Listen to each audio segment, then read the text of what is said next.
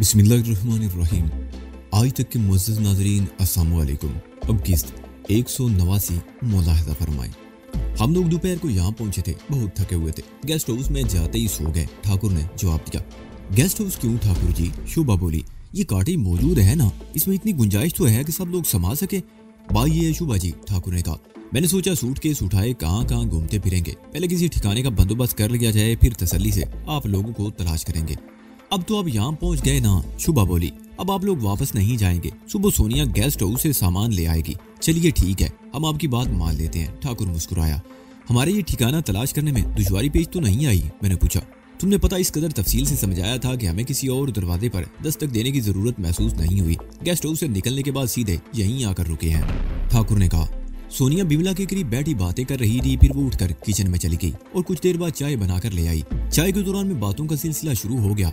ठाकुर और शुभा जाती तौर पर एक दूसरे को नहीं जानते थे, मगर उनका बिजनेस एक ही था। वो होटलिंग के बिजनेस के बारे में बात करते रहे। ये जगह भी अच्छी है, ठाकुर कह रहा था। मैं 2-3 मरतबा पहले भी यहाँ आ चुका हूँ। यहाँ सराय गेस्ट हाउसेज और होटल तो बेशुमार है, मगर कोई ढंग का होटल या गेस्ट हाउस नहीं है। एक मरतबा मैंने भी यहाँ होटल बनाने के बारे में सोचा था, मगर मसरूफियत की वजह से इस तरफ तवज्जो नहीं दे सका था। तो फिर आपका क्या ख्याल है? शुभा ने सवालिया निगाहों से उसे देखा। अगर यहाँ कोई म्यारी गेस्ट हाउस और उसके साथ रेस्टोरेंट बनाया जाए तो इसकी कामयाबी के कितने फीसद इम्कानात हैं? इस किस्म के बिजनेस कभी फेल नहीं होते, ठाकुर ने जवाब दिया। मेरा प्रोग्राम तो ये था कि एक म्यारी रिहायशी होटल के साथ एक हॉस्टल भी बनाया जाए। लोग दूर दराज के इलाकों से यहाँ योगा सीखने के लिए आते हैं। हर शख्स के पास इतना पैसा नहीं होता कि वो किसी अच्छे होटल में रिहाइश इख्तियार कर सके। सस्ते गेस्ट हाउसेज और सराय वगैरह में उन्हें वो सहूलतें नहीं मिलती जिनके वो हकदार होते हैं। मेरा प्रोग्राम ये था कि होटल का एक एक कमरा 2-2 आदमियों के लिए मखसूस रखा जाए। किराया भी कम होगा और उन्हें मुनासिब सहूलतें भी मिलेंगी। लेकिन ये लंबा काम है, आप इन बखेड़ों में कहाँ पड़ेंगे? एक म्यारी गेस्ट हाउस और उसके साथ रेस्टोरेंट एक आइडियल प्रोग्राम है। इस सिलसिले में मुझसे जो भी हो सकेगा वो मैं आपके लिए करूंगा। शुक्रिया ठाकुर जी, शोभा ने कहा। लेकिन उसके लिए सबसे पहले हमें यहाँ कोई मुनासिब जगह देखनी होगी। वो हम देख लेंगे, ठाकुर ने कहा। मैं 2-4 दिन यहाँ रहूंगा, हम घूम फिर कर देख लेंगे, जगह तलाश कर लेंगे। और ठाकुर जी, शोभा ने उसकी तरफ देखते हुए कहा, जयपुर में मेरा प्लाट और काफी हाउस है, उसका बंदोबस्त भी आपको ही करना होगा। दरअसल मैं अब वापस नहीं जाना चाहती। मैं आपको पावर ऑफ अटार्नी दे सकती हूँ, आप जिस तरह मुनासिब समझे मेरी जायदाद को डिस्पोज ऑफ कर दें। उस शहर से मेरा दिल उचाट हो गया है। काफी हाउस और वो बिल्डिंग तो समझिए मैंने खरीद ली, ठाकुर ने मुस्कुराते हुए कहा।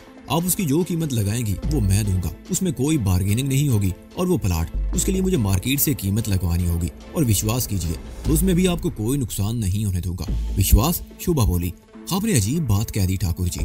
वैदान के होते हुए मुझे क्या परवाह हो सकती है? आप मेरे लिए जो भी करेंगे ठीक ही करेंगे।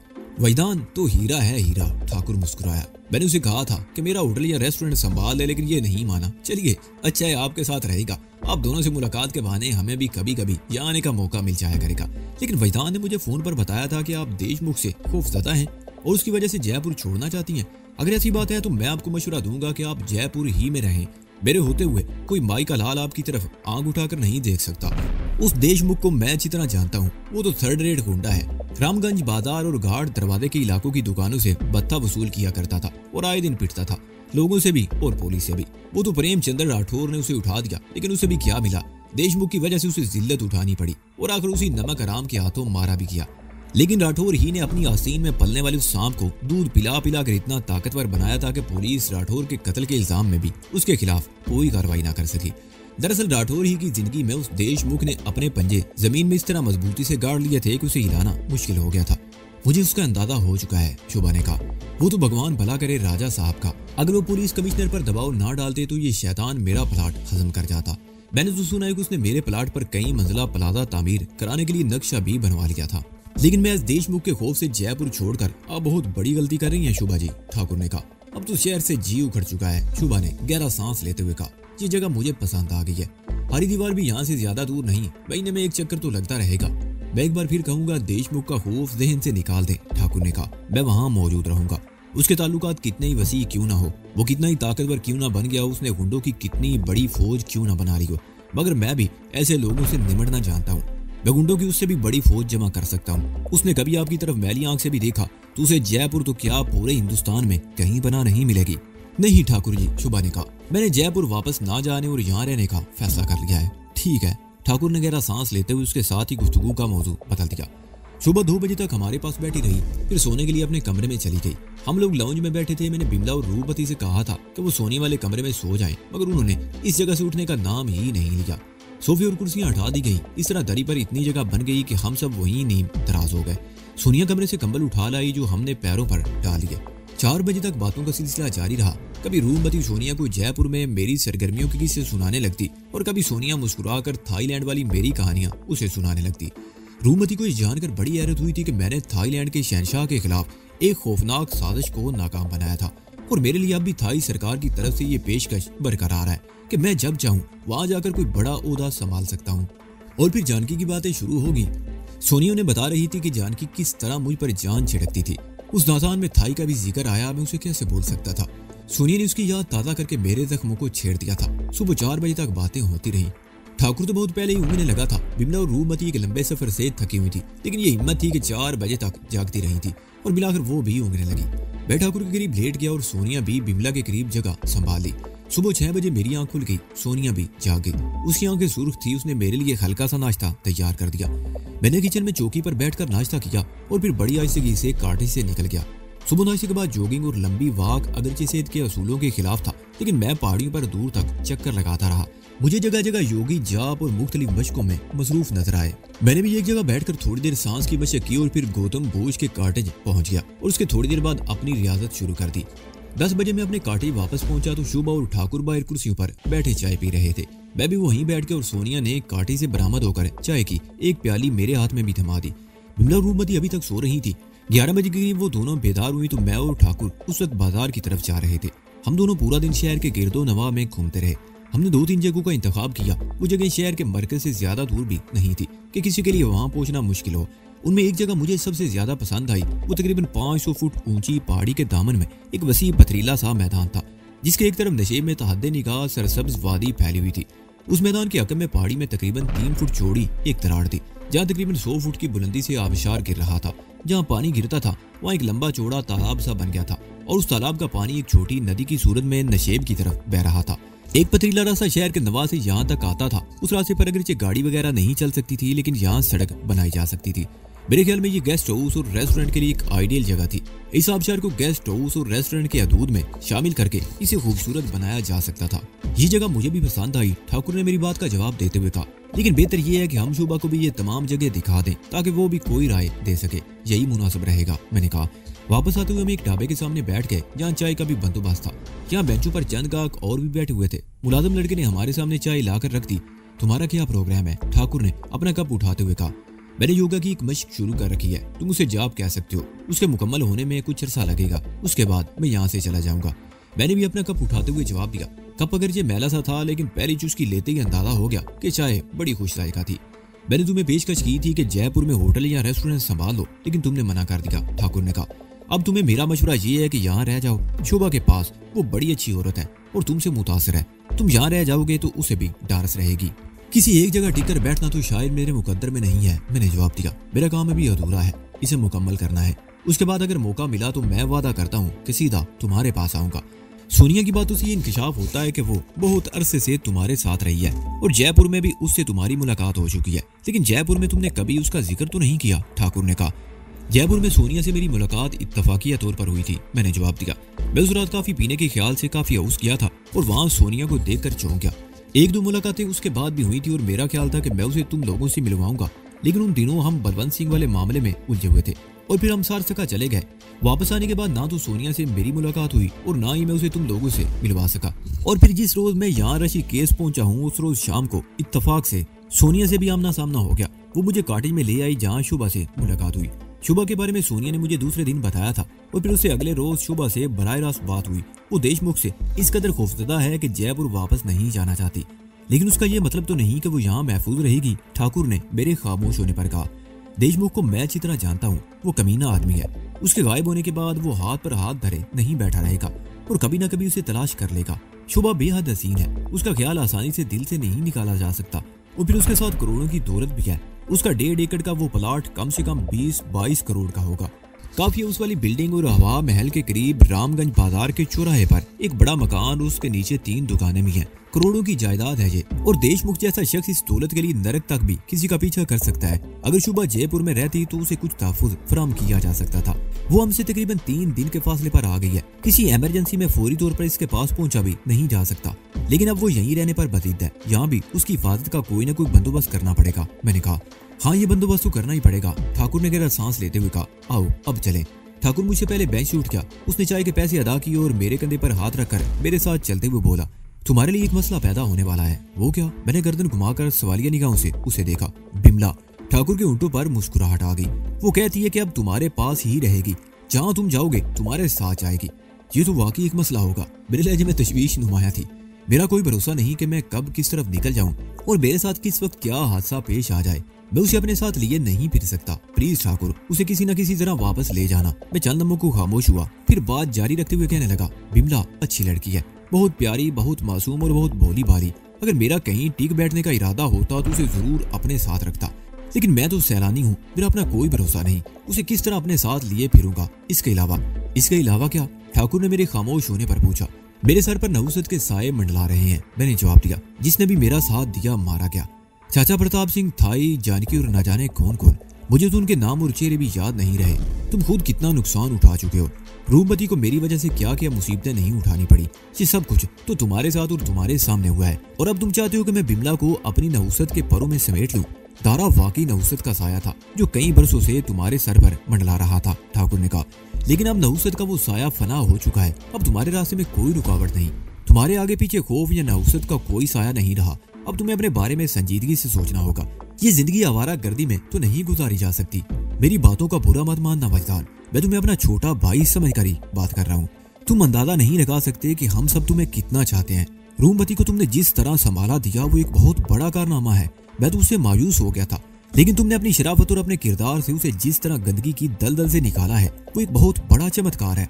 तुम्हारी जगह कोई और होता तो ऐसा कभी ना करता, बल्कि वो भी बहती गंगा में हाथ धोता। और फिर बिमला। वो चंद लम्हों को खामोश हुआ, फिर बात जारी रखते हुए कहने लगा, वो जंगल में 2 दिन तुम्हारे साथ रही है। मुझे रूपमती ने बताया था। बिमला ने जंगल में रहते हुए बेकाबू होने की कोशिश की थी, मगर तुमने उसे जिस तरह संभाला वो काबिले तारीफ है। मुझे तुम्हारी शराफत है कि बिमला तुम्हारी नाम की माला जपती है। चंद रोज पहले जब उसे ये पता चला कि हम तुम्हारे पास आ रहे हैं तो तुम उसकी खुशी का अंदाजा नहीं लगा सकते। अब अगर तुमने उसे वापस भेज दिया तो वो तो मर जाएगी। वैसे मेरे ख्याल में अब वक्त आ गया है कि तुम एक जगह टिक जाओ। हम यहाँ पर हैं, ये सब तुम्हारे अपने हैं, तुम हमारे हो। तुम्हें अब फैसला कर लेना चाहिए। हम काटी पहुंच गए और हमारी गुफ्तगू किसी नतीजे पर नहीं पहुंच सकी थी। इस वक्त शाम के 7:30 बज रहे थे और योगी धीराज शुभा को योगा की मशक करवा के वापस जा रहा था। इसे हमारी मुलाकात हट से चंद गज के फासले पर हुई थी। हमने एक दूसरे को प्रणाम किया, खैरो आफियत दरियाफ्त की और वो रुखसत हो गया। सोनिया किचन में खाना पकाने की तैयारी कर रही थी और बिमला भी उसके साथ थी। वो काम छोड़कर फौरन ही हमारी तरफ आ गई और जब मैं सोफे पर बैठा तो वो भी मेरा बाजू पकड़कर मेरे साथ जुड़कर बैठ गई। सामने वाले सोफे पर बैठी हुई शोभा के होंठों पर खफीफ सी मुस्कुराहट आ गई। रात के खाने के बाद फिर हमारी महफिल जमी। ठाकुर ने शोभा को बता दिया कि हम आज कुछ जगह देकर आए हैं।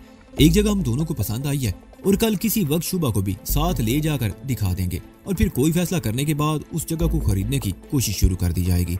सुबह नाश्ते के बाद सोनिया बाजार जाकर किराए की कार ले आई और हम सब उसमें लद कर बाजार की तरफ रवाना हो गए। हमने शोभा को वो तमाम जगह दिखा दी जिन्हें हमने गेस्ट हाउस और रेस्टोरेंट के क्याम के लिए गुज़िश्ता रोज मुंतखब किया था। आखिर में आबशार वाली पहाड़ी के दामन में आ गए। यहाँ गाड़ी का रास्ता नहीं था, इसलिए हमें एक लंबा फासला पैदल ही तय करना पड़ा। आबशार से चंद गज के फासले पर चंद यूरोपियन हिप्पी बैठे चर्च भरे सिगरेटों के कश लगा रहे थे। उनमें जवान लड़कियां भी थी और अधेड़ उम्र और जवान मर्द भी। ये इस कौम के अफराद हैं जो दुनिया में सबसे ज्यादा मुहज्जब होने का दावा करते हैं। ठाकुर ने उन दोनों की तरफ देखकर बुरा समूह बनाते हुए कहा, लेकिन इन लोगों को देखकर लगता है कि तहजीब इन्हें छू कर भी नहीं गुजरी। ये चरस और इरवन की तलब में दुनिया भर में मारे मारे फिरते हैं। इसी कौम ने तो इस खित्ते पर भी तवील अरसे तक हुक्मरानी की है, मैंने कहा, और अब भी ये अपने आप को हमारा आका और हमें अपना गुलाम समझते हैं। ठाकुर ने कहा, ये लोग जो हमारे सामने बैठे हैं चरसी और मवाली, इन लोगों से बात की जाए तो पता चलेगा कि ये अपने आप को हमसे बढ़तर समझते हैं। इस बात में तो कोई शुबा नहीं ठाकुर, मैंने कहा। इनके हिंदुस्तान से जाने के बाद भी यहाँ आबाद कौमों ने अपने आप को नहीं संभाला। मुत्तहिद और मुत्तफिक होने की बजाय इनमें नफरतें बढ़ती गईं और बहुत से मामला तुम्हारे सामने हैं। हम अपने आप को इनसे बढ़तर तो नहीं कह सकते, यही तो अलमिया है। ठाकुर ने गहरा सांस लेते हुए कहा, हमने अपने आप को संभाला होता तो इन्हें बाहर से आकर हम पर हुकूमत करने का मौका ही ना मिलता। अरे भाई, तुम लोग किस बहस में पड़ गए, मुझे कुछ बताओ।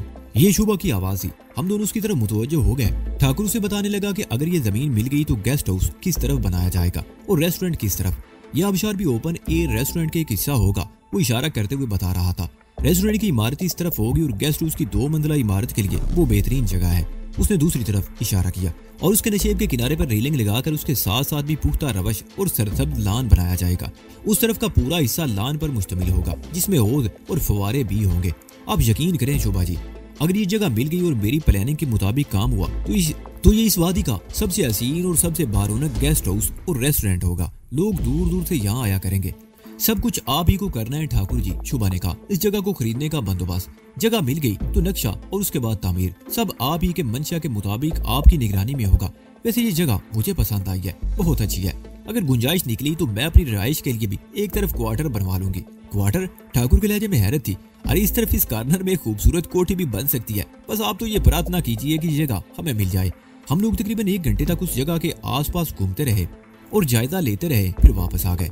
दोपहर का खाना हमने बाजार के एक रेस्टोरेंट में खाया था। रूपमती और ठाकुर 2 दिन मजीद रहकर चले गए, लेकिन बिमला यहीं रह गई। ठाकुर ने शुभा की जयपुर वाली जायदाद को डिस्पोज ऑफ करने के लिए भी एक प्रोग्राम बना लिया था। उसने चंद रोज बाद वापस आने का वादा किया था। मेरी रियासत मामूल के मुताबिक जारी थी, मैंने इसमें कोई नागा नहीं होने दिया था। मैं रोजाना सुबह मुकर्रर वक्त पर योगी गौतम भोज के कॉटेज में पहुंच जाता। इस रियासत के अलावा भी मैंने मुख्तलिफ हल्की फुल्की मशकें जारी रखी थी। बिमला की वजह से मुझे कुछ उलझने हो रही थी, लेकिन मैं उससे बेरुखी इख्तियार नहीं कर सकता था। वो बहुत मासूम थी और मैं उसके दिल को ठेस नहीं पहुंचाना चाहता था। दूसरी तरफ सोनिया थी, उसने भी मादी के हवाले से मुझे बहुत सी उम्मीदें वाबस्ता कर रखी थी। वैसे मुझे इस बात की खुशी थी कि हिंदुस्तान में आकर ठोकरे खाने के बाद मिलाकर उसे शोभा जैसी औरत मिल गई थी। सोनिया इससे वाबस्ता रहकर अपनी जिंदगी बना सकती थी। ठाकुर रूमती को गए हुए 1 हफ्ता गुजर चुका था। उस रोज मैं और सोनिया बाजार से वापस आ रहे थे। हम दोनों के पास कुछ सामान था जिससे चलने में खासी दिक्कत पेश आ रही थी। सूरज गुरूब होने में तकरीबन आधा घंटा बाकी था। धूप आहिस्ता आहिस्ता पहाड़ों की बर्फपोश चोटियां सर करने की कोशिश कर रही थी। मैंने महसूस किया कि सोनिया कुछ बेचैनी सी महसूस कर रही थी और बार बार पीछे मुड़कर देख रही थी। क्या बात है, तुम कुछ परेशान लग रही हो? मैंने पूछा। एक आदमी हमारा पीछा कर रहा है, सोनिया ने जवाब दिया। 1 घंटा पहले मैंने उसे बनिए की दुकान पर देखा था, जहाँ से हम सौदा ले रहे थे। फिर आधे घंटे बाद वो दूसरी जगह पर भी नजर आया और इस वक्त भी हमारे पीछे आ रहा है। तुम एकदम से पीछे मुड़कर मत देखना, हम कोई चीज लेने के बहाने सामने वाले ढाबे पर रुक जाएंगे। उस वक्त तुम उसे देख सकोगे। वो बगैर आस्तीन की चमड़े की काली जैकेट पहने हुए है। ठीक है, आराम से चलती रहो, मैंने जवाब दिया। हो सकता है तुम्हें वहम हुआ हो। उस शख्स से बार बार आमना सामना इत्तफाक भी हो सकता है, और ये भी महज इत्तफाक ही हो सकता है कि जिस तरफ हम जा रहे हैं उसे भी उधर ही जाना हो। वो ढाबा हमसे तकरीबन 50 गज आगे 2 रास्तों के सिंगम पर था। वहां से एक रास्ता तो हमारे काठी वाली पहाड़ी की तरफ जाता था और दूसरा रास्ता दाईं तरफ दरख्तों में होते हुए एक और पहाड़ी की तरफ चला गया था। उस तरफ भी काठी थे और एक गेस्ट हाउस भी था। मैंने ढाबे से खुश्क दूध का एक पैकेट खरीदा और इसी दौरान में मुझे उस शख्स को देखने का मौका भी मिल गया। हमसे तकरीबन 20 गज के फासले पर वो रुक गया और बीड़ी के कश लगाते हुए इधर उधर देखता रहा। दरमियाने कद का वो आदमी एक घुटे हुए जिस्म का मालिक था। उसने जीन्स और ओपन शर्ट पहन रखी थी। शर्ट के ऊपर के 2 बटन खुले हुए थे और गले में सोने की चैन थी जिसमें लगा हुआ लाकट उसके बालों भरे सीने पर झूल रहा था। उसकी उम्र 30 और 35 के दरमियान रही होगी। वो क्लीन शेव था, मगर सर के बाल लंबे थे जो चुटिया की सूरत में गर्दन पर बंधे हुए थे। उसके बाएं कान में सोने की बाली थी। मैंने ढाबे पर जानबूझकर देर लगा दी। मैं इसी दौरान में कनकियों से उसकी तरफ देखता रहा और इस तरह मुझे उसका जायजा लेने का मौका मिल गया। वो चेहरा मेरे लिए अजनबी था, उसे मैं अपना दुश्मन भी नहीं समझ सकता था, लेकिन वो सूरत से तो बदमाश ही लगता था। मेरे दिल में सिर्फ एक ही ख्याल था, हो सकता है वो महज सोनिया की वजह से हमारे पीछे लगा हो। सोनिया कम बख्त थी भी तो बहुत हसीन। इसने ब्लाउज और स्कर्ट पहन रखा था। इस तरह वो खुद लोगों को दावत नजारा दे रही थी और ये बदमाश शायद किसी तवक्को पर इसके पीछे लग गया था। मुझे तो शायद उसने निगाहों ही में नहीं रखा होगा। इस किस्म के गुंडे हसीन औरतों के साथ ही मर्दों को खातर में नहीं लाते। बदम वो खुद अपने आप को बहुत ताकतवर समझते हैं और उन्हें बड़ा घमंड होता है अपने आप पर। वो समझते हैं कि मर्द को 1-2 हाथ मार कर मफलूज कर देंगे और औरत को उठा कर ले जाएंगे। उसके ज़हन में भी शायद कोई ऐसी ही बात थी। मैंने इधर उधर देखा, वो अकेला ही था। सूरज गुरूब हो रहा था। धूप अब सिर्फ पहाड़ों की बर्फपोश चोटियों पर चमक रही थी, जबकि वादी में सुरमई अंधियारा सा फैलने लगा था। मैंने सोनिया को इशारा किया और हम अपने शॉपिंग बैग्स उठाकर आगे चलने लगे।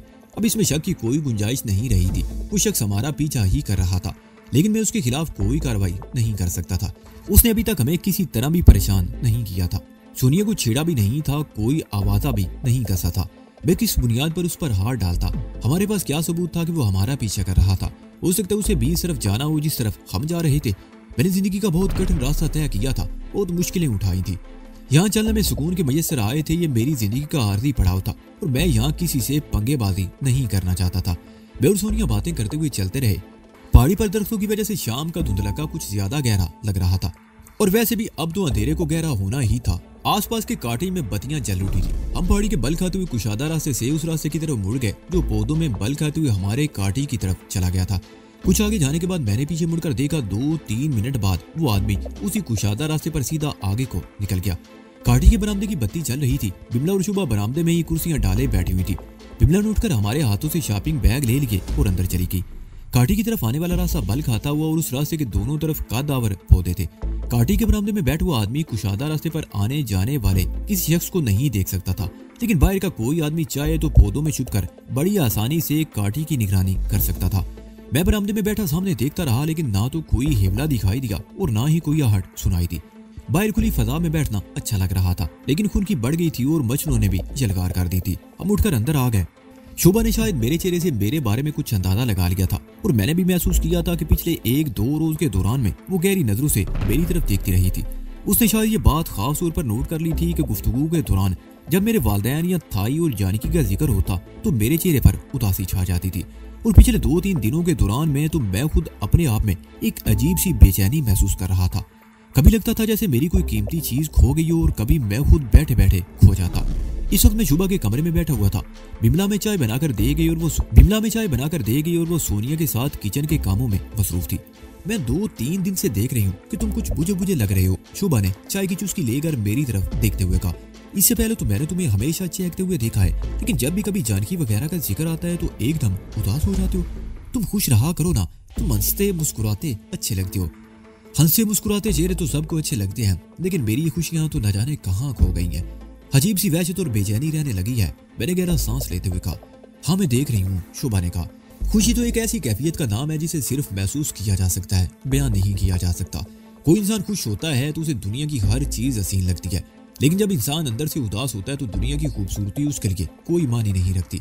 इसलिए तो कहते हैं जब मन का मौसम अच्छा हो तो बाहर का मौसम खुद ब खुद अच्छा लगने लगता है। याद रखो, खुशियों को कोई प्लेट में सजाकर हमारे सामने पेश नहीं करता, बल्कि हमें खुद ही खुशियां तलाश करनी पड़ती है। इंसान को चाहिए कि वो छोटी छोटी बातों पर खुश होना सीखे, क्योंकि एक रोज ये छोटी छोटी खुशियां खुद ब खुद बड़ी खुशियों में बदल जाएंगी। हमेशा खुश रहने की कोशिश करो और दूसरों को भी खुश रखो। दूसरों में खुशियां बांटने से खुशियां कम होने की बजाय दुगनी हो जाती हैं। वो बातें जिनको याद करने से दिल को तकलीफ पहुंचती है, उन बातों को भुलाने की कोशिश करो, क्योंकि बार बार कुरीदने से जख्म भरता नहीं बल्कि नासूर बन जाता है। इसलिए हर लम्हा खुश रहने की कोशिश करनी चाहिए और जिंदगी से भरपूर अंदाज में लुत्फ अंदोज होना चाहिए। वो खामोश होकर चंद लम्हे मेरी तरफ देखती रही, फिर बात जारी रखते हुए कहने लगी। मेरे हालात से तुम अच्छी तरह वाकिफ हो। मुझसे ज्यादा दुखी कौन होगा, लेकिन उसके बावजूद मैं खुश रहने की कोशिश करती हूँ। मेरी एक परेशानी दूर हो जाए तो देखना मैं किस तरह बदलती हूँ। पति के जिंदा रहने तक तो मैंने बड़ी भरपूर जिंदगी गुजारी है, उनके बाद बस उन्हीं की कमी महसूस हुई। इसके सिवा मुझे कभी किसी चीज की कमी महसूस नहीं हुई।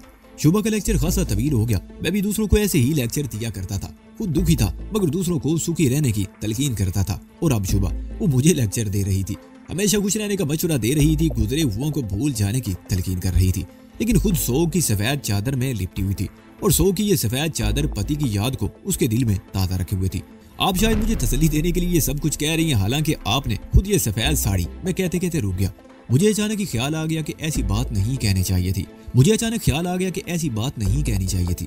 ये सफेद साड़ी, वो मेरी तरफ देखते हुए बोली, महज दुनिया को दिखाने के लिए है।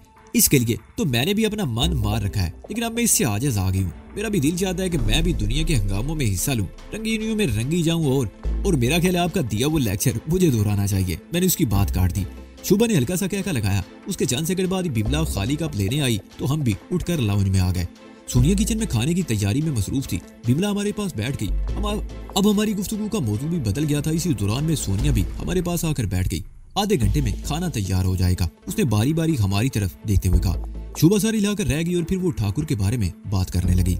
उसे ठाकुर की शख्सियत पसंद आई थी। हम अभी बातें कर रहे थे कि बाहर से हल्की सी आहट सुनकर मैं चौंक गया।